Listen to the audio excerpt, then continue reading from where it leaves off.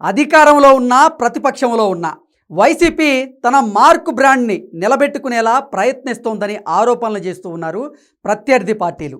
గత 5 ఏళ్ళు బూతులు, మహిళలపై అఘాయిత్యాలకు కేర్ ఆఫ్గా మారినటువంటి ఆ పార్టీ నేతలు నేటికి అదే తంతును కొనసాగిస్తూ ఉన్నారు. తాజాగా వైసీపీకి చెందినటువంటి ఓ లాయర్ చేసినటువంటి నిర్వాకం రాష్ట్రంలో సంచలనంగా మారింది. వైసీపీ లీగల్ సెల్ న్యాయవాది వెంకటేష్ శర్మపై మాచవరం పోలీసులు కేసు నమోదు చేశారు. విడాకుల కేసు మాట్లాడేందుకు వెళ్ళినటువంటి ఓ మహిళతో అసభ్యంగా ప్రవర్తించాడు వెంకటేష్ శర్మ. ఈ క్రమంలో ఆయనపై మాచవరం పోలీసులకు ఫిర్యాదు చేశారు బాధితురాలు. ఆమె ఫిర్యాదు మేరకు న్యాయవాది వెంకటేష్ శర్మపై పోలీసులు కేసు నమోదు చేశారు. వెంకటేష్ శర్మపై 75(1)I సెక్షన్ కింద కేసు నమోదు చేసినట్లుగా పోలీసులు తెలిపారు. ఈ నేపథ్యంలోనే వెంకటేష్ శర్మపై గతంలో వచ్చినటువంటి ఫిర్యాదులపై ఆరా తీస్తున్నట్లుగా పోలీసులు తెలియజేశారు. వెంకటేష్ శర్మ మహిళలతో అసభ్యంగా ప్రవర్తించినట్లుగా వారు గుర్తించారు.